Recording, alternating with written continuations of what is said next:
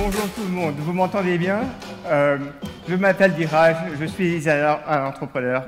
C'est toujours une aventure, mais aujourd'hui c'est une aventure un peu trop large pour moi. Alors, je suis très content d'être ici à Metz. Je suis d'un grand pays de l'Est qui s'appelle l'Inde, très loin d'ici. Et vraiment pour moi c'est un plaisir d'être invité à l'Est de la France. La faute que j'ai faite, c'est de sortir hier soir avec Fred et son équipe, très très sympa d'ailleurs, et on a parlé de ci et de ça, et ma famille, et le poisson rouge qu'on a acquis cet été, et j'ai fait la faute fatale de lui dire que j'essaierais de parler en français. Alors, je sais que c'est l'heure de la sieste pour la plupart de vous, et j'ai jamais fait ça. C'est pas quelque chose que j'ai préparé. Et je vais chercher les mots. Si vous pourriez m'aider, ce serait très sympa. Alors, j'ai raconté l'histoire de Shazam plusieurs fois en anglais, jamais en français. Alors, est-ce que je peux compter sur vous pour m'aider? Parfait. Merci. C'est gentil. Allez, c'est parti. Je vais improviser et ça fait partie de la vie d'un entrepreneur. Est-ce qu'il y a des entrepreneurs ici dans la salle? Je ne vois pas très bien parce que j'ai les lumières dans les yeux là. Est-ce qu'il y a des entrepreneurs? Ouais, ok. Merci. Ok, parfait. Alors, l'histoire que je vais vous raconter, ça date de l'an 2000 ou même avant. Je suis né en Inde et mon père travaillait pour Air India. Donc, on a beaucoup voyagé quand j'étais plus jeune. J'ai habité à Athènes, en Grèce, à Paris quand j'avais 4 ans. Ensuite, je suis rentré en Inde, à Calcutta, et j'ai eu la chance d'habiter à Genève pendant 4 ans, et j'ai fini par aller aux États-Unis pour faire la fac. C'est pour ça que je parle un peu le français, mais d'origine indienne, mon grand-père était en fait l'amiral de la marine indienne. Et pour moi, c'était quelqu'un qui m'a beaucoup inspiré. J'ai beaucoup appris, je passais les étés, quand j'étais en France, les grandes vacances avec mes grands-parents, et je me souviens, il me disait que si tu te mets une idée en tête, si tu te dis que tu peux le faire, tu le pourras. C'était quelqu'un de très fort d'esprit. C'était un homme militaire, mais pour moi, c'était mon grand-père. Et c'est une histoire que j'aime raconter parce qu'on a toujours besoin de quelqu'un comme ça qui peut nous inspirer, qui peut nous donner cette confiance. Parce que beaucoup de choses qu'on fait dans la vie, c'est une question de confiance. Alors, je me suis trouvé aux États-Unis, à la fac, c'était à Dartmouth, c'est la côte est, pardon. Et j'ai fait un degré en mathématiques et sciences éco. Et ensuite, je suis allé en Californie. Pourquoi? Parce qu'il fait beau. Et je me suis retrouvé à San Francisco pendant 3 ans. Et j'ai fait un MBA à Stanford. C'était entre les années 95 et 97, donc juste au moment, le départ de l'Internet, si vous voulez. Et je me suis trouvé dans cet environnement où il y avait des entrepreneurs partout, cette nouvelle technologie, les possibilités, c'était dingue. Tout le monde voulait être entrepreneur. Et moi aussi. Je suis tombé en plein milieu de cette explosion de la nouvelle technologie. Alors, qu'est-ce que j'avais comme atout? Pas grand-chose. J'avais un pote qui s'appelle Chris, là, qui est dans la photo juste à côté. Et lui aussi, il voulait être entrepreneur. Il était à Berkeley, qui est de l'autre côté de la baie de San Francisco. Donc, on sortait prendre des bières, on se disait, allez, on va lancer une boîte, est-ce que tu as des idées? Et il n'avait pas d'idée. Alors, on cherchait, on buvait des bières, et ça allait de mal en pire. Les idées étaient vraiment très nulles. Mais il avait un secret. Il avait un ami belge. Est-ce qu'il y a des Belges dans la salle? Des Belges? Ah, parfait. Bienvenue. Voilà. Ses parents qui habitent pas trop loin d'ici, en fait. Et Philippe, c'est comme Superman. Il peut résoudre n'importe quel problème en 2 minutes. On a eu des expériences où j'essayais d'expliquer le problème que j'avais. Il me dit, arrête, je l'ai déjà fait. Ok? C'est fini. Ne stresse pas. Alors, on cherchait une idée pour se lancer là-dedans.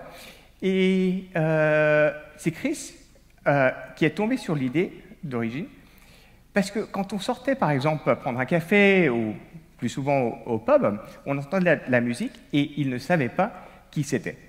Et il se disait, c'est agaçant qu'on ne peut pas savoir le nom de cette chanson. Est-ce qu'il y aurait un système, par exemple, on pourrait le lier avec toutes les chaînes de radio et comme ça, on saurait quelle chanson j'écoute. C'était son idée de base. Il avait un professeur de stratégie à Berkeley, et il était en cours, qui lui disait, si vous avez une idée en tête, pensez bien à qu'est-ce qui pourrait mettre votre business en faillite.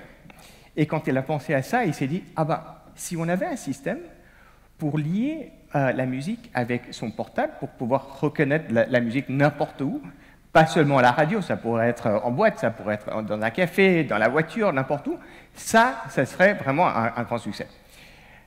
Alors, il m'a raconté cette histoire pour la première fois et j'ai dit, félicitations, c'est la première bonne idée que tu as eue, hein, c'est bien, ça avance, on fait du progrès là. Mais comment est-ce qu'on va créer cette boîte? Il a dit, ah bah, c'est pas compliqué, on invente la technologie.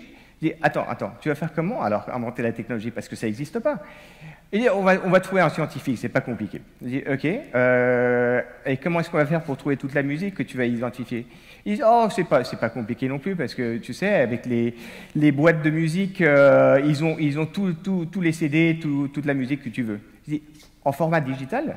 Non, je pense pas. On est en l'an 1999, il faut préciser. Et je dis, OK, alors, et comment est-ce qu'on va gagner de l'argent si on lance cette boîte? Il dit, ah, ça c'est facile. Les gens identifieront la musique, ils achèteront des CD, et tac. Je dis, des CD? Mais est-ce que tu as entendu parler de, par exemple, de tous les services que tu peux avoir de la musique sans payer? Dis-moi, mais c'est pas possible, mais si c'était vrai comme ça, il n'y aurait pas d'entreprise de musique, c'est pas possible. Et je me suis dit, mais il sait rien, c'est pas vrai, il n'a pas vraiment réfléchi. Et moi, j'ai étudié les sciences mathématiques, l'économique, j'ai forcément sorti mon spreadsheet pour tapoter quelques chiffres pour voir. Alors, les chances d'inventer cette technologie, je ne sais pas, inventer un chiffre, 15%. Quelle serait la probabilité d'obtenir toute la musique qu'il nous faut? Je ne sais pas moi, 20%, 30%, quelque chose. Et j'ai fait le calcul et je me suis tombé sur, il y a 4%, une chance de 4% qu'on va réussir à monter cette boîte. Et je me suis dit, bon, bref, ça vaut le coup. Donc j'ai quitté mon boulot et je me suis lancé dans cette entreprise qui était un peu folle. Alors, le problème, c'est que c'est sympa d'avoir 3 MBA avec une idée et quelques visuels en PowerPoint, mais vraiment, il nous fallait ce scientifique. On était tellement nuls qu'on ne savait même pas quel domaine de science il fallait chercher. Et on a posé la question, on a fait des petites recherches, on a trouvé qu'en fait, c'était, en anglais, ça se dit Digital Signal Processing. Comment ça se dit en français, Digital Signal Processing? Est-ce qu'il y a des scientifiques? Oui, madame? Non? Je pensais que je voyais une main qui se levait. Non? Quelqu'un qui connaît ce domaine qui pourrait traduire pour moi? Non? Ah oui, monsieur? Traitement de signal numérique. Venez me rejoindre sur scène si vous voulez, monsieur. Non, je plaisante. Non, parce que là, ça devient compliqué. Je vais vous raconter l'histoire, mais je vous avoue, je ne comprends pas du tout comment ça marche. Mais, alors, on ne savait pas que les experts de ce domaine technique que j'ai déjà oublié étaient justement à Stanford et à Berkeley. Donc on avait la chance parce qu'on a pu voir un scientifique qui dirigeait, c'était le directeur du centre à Stanford, et ça s'appelle, l'acronyme, c'est le Centre pour les recherches dans la musique et acoustique. Et Philippe et Chris sont allés voir ce professeur très renommé qui s'appelle Dr. Smith, et ils lui ont demandé quels sont vos élèves, vos étudiants de doctorat qui sont les plus doués dans cette matière. Et il nous a donné une liste de noms. Et le premier nom sur cette liste, c'était Dr. Avery Wang. Alors, Chris et Philippe lui ont envoyé un email pour lui dire « Écoutez, on lance cette boîte, une idée, on a besoin d'un scientifique qui puisse nous aider. Est-ce que ça vous intéresserait ?» Il a dit, je ne sais pas qui c'est, ces gens-là, clic, il a tapé sur Delete. Ensuite, ils ont réessayé, parce que c'est des entrepreneurs, il ne faut jamais dire non, on ne peut pas, et ils lui ont rapproché à travers le professeur Smith, et cette fois, il a répondu. Et mes partenaires sont allés pour lui demander, pour lui expliquer un petit peu l'idée qu'ils avaient en tête, mais en même temps, il ne fallait pas trop dire, parce qu'on ne savait pas si c'était facile à voler, s'il y a quelqu'un d'autre qui l'invente. Le problème qu'on essayait de résoudre à l'époque, c'était si on entend de la musique, n'importe où, alors enregistrer ça avec le micro d'un portable, il fallait que ce ne soit pas plus de 15 secondes parce qu'on ne peut pas être là pendant 10 minutes à écouter. Il faut que ça cherche une base de données de musique d'1 million de chansons et puis que ça puisse identifier, mais ça doit être assez précis parce que sinon, s'il n'y a pas de réponse, c'est je ne sais pas, ça ne vaut rien. Mais il faut que ça soit très rapide pour que les gens n'attendent pas et en plus que ça soit rentable et qu'on puisse gagner de l'argent. Alors, on a parlé à beaucoup d'experts, ils ont dit, mais ça ne va pas, ça va jamais marcher. Il y a des algorithmes, il y a des approches techniques peut-être, mais cette longue liste, non, jamais. Mais quand ils ont expliqué à Avery pour la première fois, c'est la seule personne qui a dit, laissez-moi réfléchir. Il n'a pas dit, laissez-moi réfléchir, il a commencé à réfléchir. Et tout de suite, ils se sont dit, c'est le type qu'il nous faut. C'est le seul qui ne nous a pas foutu à la porte. Pardon, j'oublie que c'est enregistré, il ne faut pas que je dise des choses comme ça, au cas où ma femme ou ma mère regarde la vidéo un de ces jours. Alors, ils se sont dit, allez, on fait ça ensemble. Et Avery, il a fait la grande faute de nous rejoindre. Je dis la grande faute parce qu'à l'époque, il avait une femme, deux jeunes enfants, et il avait sa propre boîte, mais qui n'avancerait pas beaucoup. Et on lui a dit, c'est parfait, c'est l'équipe complète qu'il nous faut, on te donne 3 mois pour inventer cette technologie, et tac, c'est parti, ciao. Donc il s'est enfermé dans son sous-sol avec ses ordinateurs à essayer d'inventer ce truc. Et entre-temps, Chris et Philippe et moi, on est partis à écrire des business plans, à faire des chiffres ridicules, et aller voir des investisseurs pour expliquer un petit peu qu'on allait lancer cette boîte. Finalement, on est entrepreneurs, ça allait marcher très bien, est-ce que ça les intéresserait? Et les investisseurs nous disaient, écoutez, il faut vraiment voir cette technologie, ça ne va pas tomber du ciel. Alors, le problème, c'est que Avery, qui était bloqué à essayer d'inventer la technologie, s'est rendu compte petit à petit qu'en effet, c'était impossible. Alors, 2 mois avaient passé, 2 mois et demi, et le stress qui lui montait comment expliquer à ses partenaires qui courent un peu partout en ville qu'il ne pouvait pas. Alors, il commençait à essayer de nous expliquer que c'était impossible. Il a été au café prendre un petit café pour se calmer. Et quand il était assis là, il est tombé sur une idée qui lui est venue en tête, juste comme ça. Il est tombé dessus, il a dit « Ah, peut-être ça serait possible ». Alors, je mets toujours ce visuel pour que les gens sont impressionnés, que c'est évidemment très scientifique, hein, et je ne comprends rien du tout. Alors, beaucoup plus simple, si je vous fais écouter. Alors, imaginez-vous, on est 3 avec des portables, des Nokia de l'année 2000, à sortir comme ça à Londres, enregistrer des petits bouts de chansons pour voir si l'algorithme marche ou ne marche pas. Malo, est-ce que tu pourrais jouer le premier son? Ouais. Écoute-moi ça.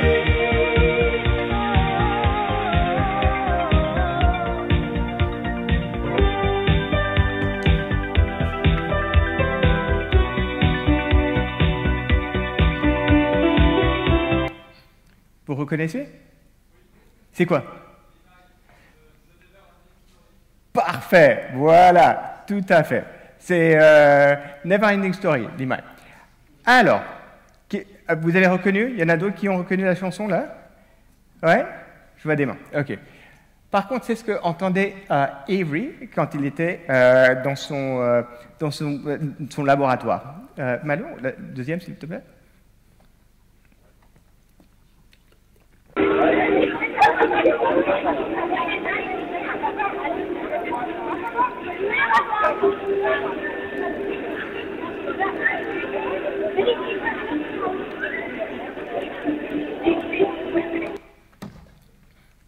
Vous avez entendu? Ouais, ça s'identifie avec difficulté. C'était justement, il y a quelques notes à la fin, c'est exactement qui correspond à la chanson, la partie de la chanson que vous avez entendue en premier. Alors, pour vous dire, Gabriel, c'est un génie, je n'exagère pas. Il a passé au moins, je dirais, 15 heures par jour pendant 3 mois pour inventer un système qu'on pouvait montrer aux investisseurs, et ensuite plus de 10 ans pour affiner, pour améliorer cette technologie. Mais finalement, on avait ce qu'il fallait pour aller approcher des business angels, des investisseurs. Alors, comme on ne connaissait rien du tout du monde de mobile, on a été voir des directeurs chez Vodafone, par exemple. On ne connaissait pas grand-chose de la musique non plus, donc on a été voir des gens qui connaissaient de BMG, de Universal Music. Un des meilleurs investisseurs qu'on a eu, il s'appelle Brent Townsend. Il nous a écrit un chèque pour 250 000 $. C'est lui qui a inventé le modem de 56K. Et chaque fois qu'il y avait un modem qui était vendu, il gagnait 1,25 $. Donc à l'époque, ça accumule très très vite. Et on a réussi à lever $1 million, et c'était l'été de l'an 2000. Alors, c'est parti. Une fois qu'on a les fonds dans la banque, on peut commencer à les gaspiller en embauchant une équipe comme ça. Non, je plaisante. Je plaisante parce qu'on ne sait jamais, c'est mes potes, c'est mes amis. Si un jour c'est sur l'Internet, et j'espère que ça ne sera pas, mais s'ils découvrent, on n'a pas gaspillé du tout. Christian, on était colo, il est très scientifique. Mike, qui est au milieu, il a fini par avoir une équipe de 50 à peu près. Mais au début, c'était vraiment construire des ordinateurs parce qu'on n'avait pas les fonds, on n'avait pas les ressources. Ça, c'est ma cousine Mekola, et c'était la seule qui s'y connaissait un petit peu au sujet de la musique, qui pourrait nous aider un petit peu, parce que vraiment, c'était une équipe plus ou moins de geeks, hein, j'avoue. Alors, les problèmes que j'avais identifiés au début, pour ceux qui m'écoutaient bien, on n'avait pas la base de données de musique. J'avais dit à Chris et aux autres, qu'est-ce qu'on va faire? Eh bien, c'était vrai, il n'y avait pas de base de données. On a été voir les labels, et ils ont dit, pas de chance. Hein. Alors, qu'est-ce qu'on a fait? C'est Philippe qui a trouvé cette idée. Il a fait un deal avec un distributeur de musique. Ils avaient 100 000 CD. Et le deal qu'il a fait, c'est que, alors, on vous prend vos CD, on va construire des lecteurs de CD pour qu'on puisse enregistrer toute la musique. Et ce n'est pas la musique originelle, c'est une empreinte de la musique qu'il nous faut pour que Shazam marche. Et on tapera tous les noms des chansons et de l'artiste pour tous les CD, et on vous rend les CD, mais on ne vous paie rien du tout. Et ils étaient d'accord, parce que ça n'existait pas, la base de données n'existait pas. Mais alors, comment faire? Parce que 100 000 CD, ce n'est pas donné. On a embauché un expert qui s'appelle Bart, qui faisait partie de la marine des Américains, qui avait l'habitude de grands projets comme ça. Et à une certaine époque, on avait 70 personnes qui travaillaient jour et nuit pour construire cette base de données. Alors, c'était quelque chose de fou. Jamais on s'était attendu à ça. C'est l'aventure, c'est la folie, c'est 16h, 17h par jour. Mais on n'avait pas pris compte du fait que c'était la fin de cette bulle de l'Internet. En l'an 2000, c'était l'optimisme, tout est possible. Cet été, ce qui s'est passé, c'est que, crac, tout a explosé. Donc le Nasdaq a perdu à peu près 70% de sa valeur dans un an et demi, pas plus. Et soudain, on s'est retrouvé dans un état très grave. Alors, on avait levé comme fonds 6 millions d'euros, 8 millions de dollars à peu près à l'époque. On avait des investisseurs qui avaient confiance en nous. Oh, c'est peut-être trop dire, ils n'avaient pas confiance, ils avaient de l'espoir.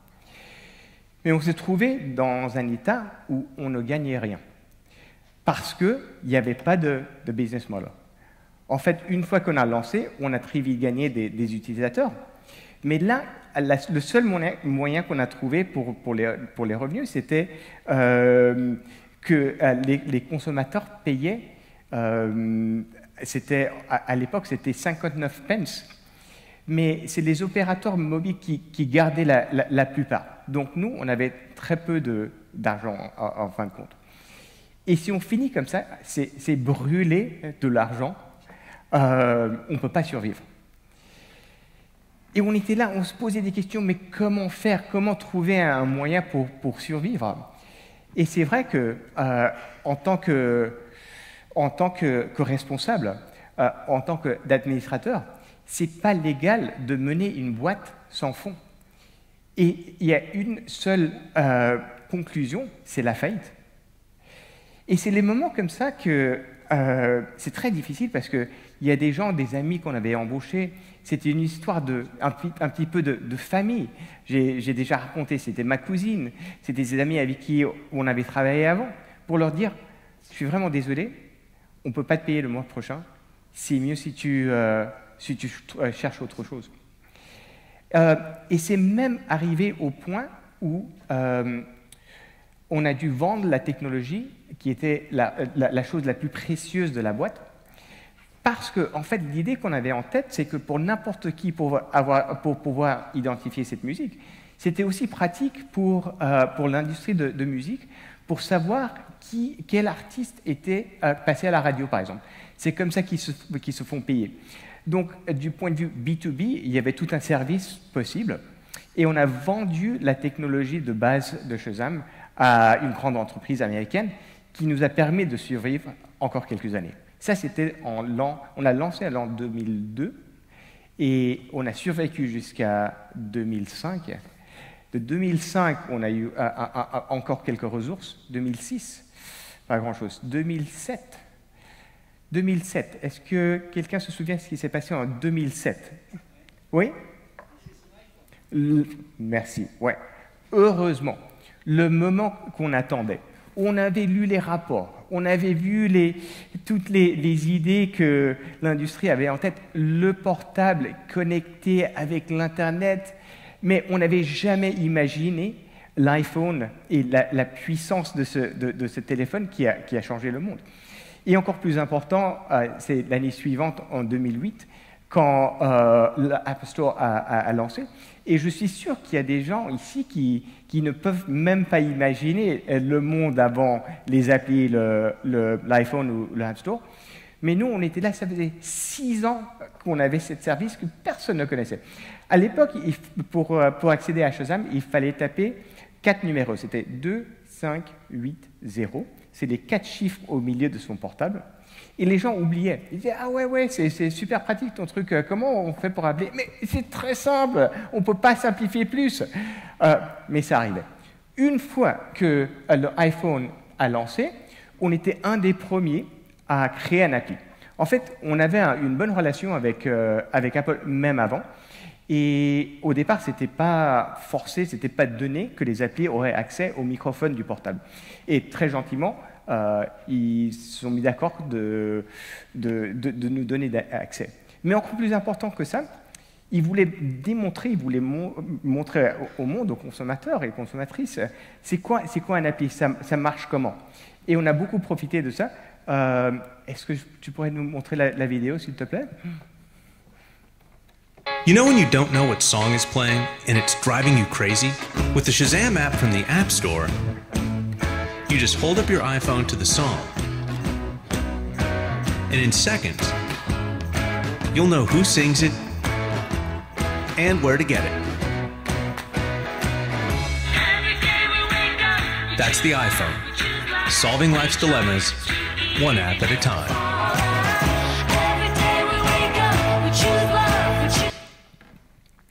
Et ça, c'était un des énormes bénéfices, parce que c'est la plateforme de base qui a changé. Et les publicités comme ça, soudain, les gens ont connu le nom Shazam. Ah, mais c'est pratique, j'entends tout le temps des chansons et je ne sais pas qui c'est. Ah bah nous aussi. Et c'est à partir de ce moment que les choses ont changé. Et je ne sais pas, c'est 2013, on était dans des 20 top applis gratuits sur l'iPhone. Mais plus important que ça aussi, c'est que ça nous a permis de lever plus de fonds. Parce qu'on n'est pas encore profitable. On avait encore, nos coûts étaient en excès des revenus. Et c'est un des investisseurs les plus connus de Silicon Valley, qui s'appelle Kleiner Perkins. C'était leur premier investissement en dehors des États-Unis. Le premier investissement qu'ils ont fait en Europe, c'était en Shazam. Et ça, c'était en 2009. 2009, vous vous souvenez, ce n'était pas une bonne année à cause de la crise économique. Et ça nous a pris encore beaucoup d'années avant qu'on puisse finalement gagner un peu d'argent et de profit. Alors, par exemple, pour vous expliquer ça, ça vous montre un petit peu la croissance d'utilisation de Shazam. Au départ, il n'y avait pratiquement rien. Donc, ça nous a pris 10 ans pour arriver à 1 milliard de Shazam. Ensuite, le prochain, ça a pris 1 an. Ensuite, le prochain milliard, ça a pris 2 mois. Alors, ça vous donne une petite idée comment ça peut changer quand il y a un changement comme ça, comme le iPhone. Alors, il faut que je me dépêche parce que je suis sûr que vous ne voulez pas que je reste là toute l'après-midi. Et on a eu la chance de pouvoir ensuite racheter la technologie qu'on avait vendue. Et heureusement, pour moi et pour vous, l'histoire finit bien parce que, comme Fred l'a déjà dit, Shazam a été racheté par Apple il y a 3 ans. Et ça finit avec une entreprise qu'on connaissait très bien, qui aime la musique. Ça fait partie de l'esprit de Apple. Et ça me fait tellement plaisir maintenant, par exemple, quand je déjeunais avec quelques speakers, ils me disaient « Ah, mais ma fille utilise Shazam toujours maintenant. » Et le fait que mes enfants ou vos enfants peut-être utilisent un appli qui a inventé il y a 21 ans, c'est quelque chose qu'on n'aurait pas pu imaginer. Alors, si vous avez des questions, n'hésitez pas, levez la main. Je vais raconter un petit peu plus de ce que je fais à ce moment-là. Mais pour moi, les clés, c'était, pour Shazam, c'était la qualité. On était obsédés que ça marche autant que possible. Il faut vraiment qu'on ait toute la musique. La deuxième chose, c'était ne jamais admettre qu'on ne puisse pas le faire. Donc, on avait toujours des gens qui disaient « c'est pas possible, c'est pas inventable, vous ne gagnerez rien ». Mais continuer cette résilience à essayer de survivre et de continuer. Et troisièmement, c'était vraiment c'était un effort d'équipe. Là, la photo que j'ai là, c'est des 4. Mais en fait, on est une grande équipe et le soutien que j'ai reçu de tous mes collègues, c'est extraordinaire. Et en dernier, et peut-être très important, surtout en temps de stress, c'est de s'amuser. Et on s'amusait bien. Et je suis resté ami avec mes partenaires, mes cofondateurs, et beaucoup de gens pendant plus de 20 ans. Et c'est ça, en fin de compte, j'ai 52 ans maintenant, et ces histoires-là, vous m'indulgez, mais en fait, c'est les amitiés qu'on crée à travers ce genre de travail, ce genre d'entreprise. C'est la chose le plus précieux. Alors, est-ce qu'il y a des questions, ou est-ce que j'attends jusqu'à la fin ? Des questions pour le moment? Non? Bon, oui, il y a une question, oui.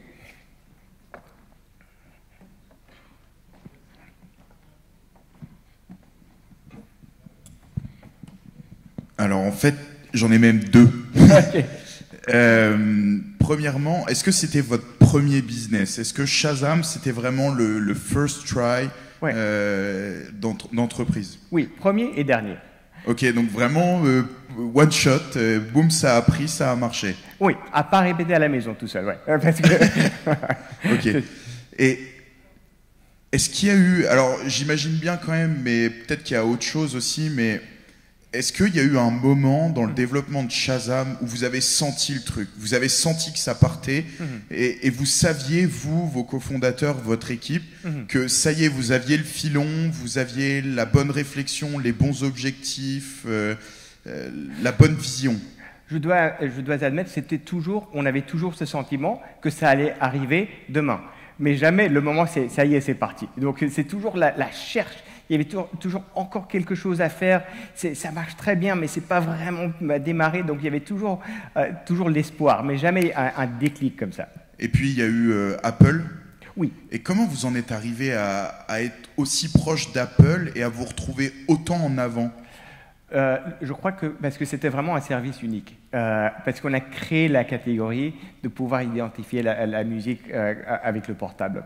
C'est pour ça que, et ce qu'on faisait tout le temps, c'est d'essayer d'approcher n'importe qui, n'importe quand, n'importe où pour dire, écoutez, on peut faire un deal, peut-être que ça vaut la peine d'avoir une conversation. Donc on n'hésitait pas du tout. Donc il y en a eu des dizaines, des centaines comme eux, et c'est tombé là-dessus. Voilà. Ok, ouais, super. Tout à fait. Merci beaucoup. Non, de rien. Je suis conscient que j'ai dépassé l'heure déjà. Alors, ce que je vais faire, c'est que je vais continuer. Iraj, prends ton temps. D'accord, t'es Parce sûr? que j'ai quand même noté une erreur monumentale dans ta présence, Ouais. dans ta slide, c'est quand tu as dit que tu ne voulais pas que nous, on te garde toute l'après-midi ici. Oui, on veut te garder toute l'après-midi ici. Non, c'est gentil, c'est gentil. Alors, je vais vous raconter un tout petit peu comment ça finit, parce que c'est facile pour moi, pour vous raconter des histoires, que vous voyez très bien que c'était une aventure, une belle expérience, une belle aventure. Mais ce que j'ai découvert à travers le temps, c'est que les gens veulent toujours savoir c'est quoi l'avenir. Et le meilleur moyen, je l'ai trouvé, pour prédire l'avenir, et c'est de le bâtir soi-même, de le créer soi-même. Et ça, c'est l'esprit de l'entrepreneur, et c'est quelque chose que je ressens très vivement, même si maintenant, c'est pas ce que je fais. J'ai quitté Shazam parce qu'on avait embauché un CEO, une belle équipe, et je voulais faire quelque chose qui rende, qui fasse quelque chose pour quelqu'un d'autre, pas que pour nous ou que pour les investisseurs. Donc j'ai rejoint Save the Children à Londres, et j'ai eu la bonne chance pour aller au Cambodge, visiter les enfants et voir le travail que faisait Save the Children avec des gens moins avantagés. Et c'était très, très tôt, c'était en 2004-2005, donc ça fait partie de ce que j'ai appris et ma formation, et c'est le pouvoir et la puissance des jeunes. Et c'est quelque chose qui n'était pas évident, et c'est quelque chose que je tiens à cœur, c'est quelque chose de très important pour moi. Alors quand je pense à comment je passe mon temps et qu'est-ce que je pourrais faire, je ne veux pas être entrepreneur encore, mais je peux investir et je peux aider les entrepreneurs qui prennent des risques tels que j'ai pris pour créer des boîtes qui ont un impact. Et en fait, si on se pose la question, qu'est-ce qu'on peut faire qui a un impact, c'est très simple, parce qu'il y a un plan, il y a une carte presque de choses qui est soutenue par l'ONU. Par exemple, la pauvreté, l'éducation, l'énergie, il y en a tout plein. Mais j'ai aussi eu la chance, quand j'étais à Shazam, d'écouter Al Gore. Al Gore, il était presque devenu président aux États-Unis. Malheureusement, il a perdu. Il faisait partie des directeurs à Kleiner Perkins. Il est venu nous parler d'une séance privée comme ça, on était une centaine. Il nous a expliqué ce qui se passait avec la crise du climat, avec la planète. Et ça m'a profondément touché, je pense que c'était l'année 2010. Et j'ai eu le privilège de l'entendre encore 10 ans plus tard. Il était beaucoup plus optimiste. Beaucoup avait changé. Mais ce que j'essaie de faire, c'est d'investir dans des startups qui, au départ, ont cette conscience ou ce but d'avoir un impact. Alors, je fais partie du board des administrateurs d'une boîte qui s'appelle Mivité, qui essaie d'utiliser la technologie pour combattre, comment on dit ça, unconscious bias, les biais inconscients, humains. Donc, par exemple, si quelqu'un a un nom qui est différent, qui est peut-être un nom étranger, ou peut-être il y a un biais pour les hommes, ou quelqu'un qui n'a pas la même genre d'éducation. Et les ordinateurs peuvent aider à éliminer la discrimination qui est normale, ça fait partie de notre société, ce n'est pas quelque chose qu'on peut éliminer tout comme ça. Jama, c'est une boîte qui aide les immigrés. J'ai investi dans une boîte qui s'appelle Erase All Kittens. C'est pour apprendre les jeunes filles à faire ça leur aide à coder. BIM, c'est une boîte qui aide, comment on dit, homeless, les sans-abri, c'est ça. C'est crowdfunding pour les sans-abri, pour les éduquer, pour donner des skills pour aller trouver un boulot. Et finalement, On Hand, c'est pour les volontariats. Donc des gens qui travaillent pour des grandes entreprises, qui veulent passer un jour, par exemple, par mois ou même moins, mais qui cherchent des opportunités. C'est pas sans risque. Par exemple, il y en a déjà une de cette liste qui a fait faillite. Le point le plus important, c'est que ça arrive, ça se passe. Mais je veux offrir, si je peux, mon temps, l'expérience, les suggestions, les connexions que je peux apporter aux entrepreneurs. C'est déjà assez difficile, j'en suis très conscient. C'est encore plus difficile quand il y a une mission sociale en plus. Ça rend plus difficile. Mais je trouve que tout de même, j'ai pas le temps, j'ai pas les idées. C'est les jeunes qui sont passionnés. C'est les jeunes qui sont en contact avec les événements qui se déroulent devant nos yeux. Et c'est eux qui sentent le plus la responsabilité de ce qui va devenir avec leur planète. Alors, en février, avec mon équipe, on a monté une compétition à Londres avec l'université de London School of Economics. Et c'était un challenge, un défi pour trouver des technologies, des inventions pour aider à la lutte contre le climat, alors la crise du climat. Alors, il y avait une équipe qui s'est concentrée sur biomasse, une équipe qui s'est concentrée sur les panneaux solaires, une équipe qui s'est concentrée sur le vent, il y a une équipe qui s'est concentrée sur la géothermie. Mais vraiment des recherches très profondes. Et le challenge, c'était découvrir une technologie qui vous passionne et nous expliquer pourquoi ça vous passionne. Et j'ai découvert une boîte qui s'appelle Dandelion. Et c'était une équipe de deux jeunes hommes de 19 ans. C'est une boîte de géothermie, donc ils creusent pour aller extraire la chaleur de la terre pour faire chauffer l'eau, pour créer de l'énergie. Et ils ont envoyé un email au CEO pour dire on fait ce challenge, on a un client qui s'intéresse, est-ce que vous vendez des actions dans votre boîte? Et il a répondu pour dire oui, on vend un petit part, mais il faut agir très très vite parce qu'il reste une semaine. Alors, ils m'ont envoyé un email pour dire on a découvert cette chose, si ça vous intéresse, il faut agir tout de suite. Et c'est ce que j'ai fait. Et le jour que fermait cette offre d'action, j'ai réussi à investir une petite somme. Avec qui? C'est avec Bill Gates et Breakthrough Energy Ventures et Google Ventures. Et soudain, je me trouve en compagnie avec des gens qui ont des milliards à disposition, qui sont beaucoup, beaucoup plus expérimentés, qui comprennent ça beaucoup mieux que moi, mais ça me permet d'entrer dans la conversation grâce à deux jeunes de 19 ans. Il n'y a rien qui me donne plus de plaisir que de vous raconter cette histoire, parce que pour moi, c'est un point de départ. C'est un point d'éducation. C'est un point de découverte, parce que je suis convaincu que ça change tellement dans les années qui suivent, dans 10 ans, dans 20 ans, on ne va pas reconnaître l'année qu'on vit là. Ça va tellement changer, notre manière de vivre va être révolutionnée par les technologies d'aujourd'hui. Et c'est la question que je vous pose et que je pose à moi-même et d'autres qui s'intéressent, et c'est comment se mettre dans la tête des jeunes, leur poser des questions, les écouter et prendre leur perspective pour découvrir un petit peu comment changer le monde et de ce moyen prédire un petit peu le futur. Merci beaucoup pour votre patience et si vous avez des questions, je suis ravi de répondre. L'innovation, s'il vous plaît.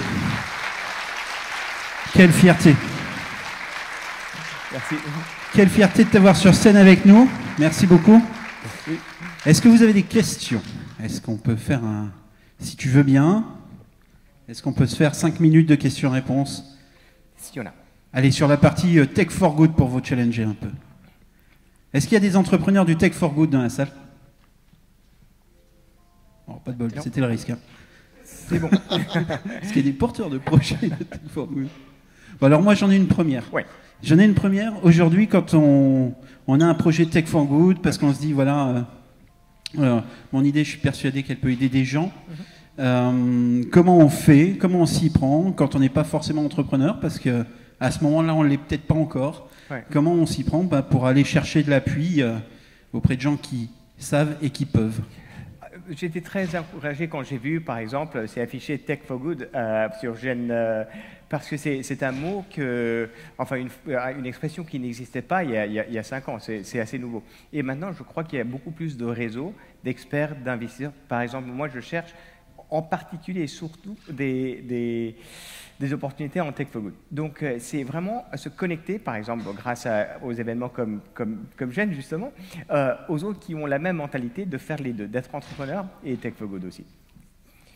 OK. Alors, on a un réseau sur Metz où il y a des entrepreneurs. Ça se rapproche quand même très, très proche du Tech for Good, à Blida notamment. Mais est-ce que vous avez d'autres questions sur le sujet? Oui. Ouais. Je vois super mal, je suis désolé. Ah, je suis ici. Ah, en haut, super. Vas-y. Bonjour. Alors, moi, ma question, vu que maintenant vous êtes pas mal impliqué dans tout ce qui est responsabilité sociale, je voulais savoir comment est-ce que Shazam était aussi impliqué socialement. Très bonne question. C'est ce qu'on faisait, on soutenait un charity qui aidait les enfants grâce à la musique, thérapie musicale, disons. Donc on se concentrait sur des causes qui étaient liées à la musique. Ça, c'était il y a très longtemps, mais on a continué à essayer d'utiliser la musique pour améliorer la souffrance quand il y a la possibilité de faire ça. Ok. Alors, je crois qu'il vaut mieux si on termine, parce que déjà que ça sonne, à moins qu'il y ait d'autres questions. Non? On est bon? On est bon. Encore merci, Dirage. Une ovation, s'il vous plaît. C'est un vrai plaisir, un vrai honneur de t'avoir sur scène ici à Genève.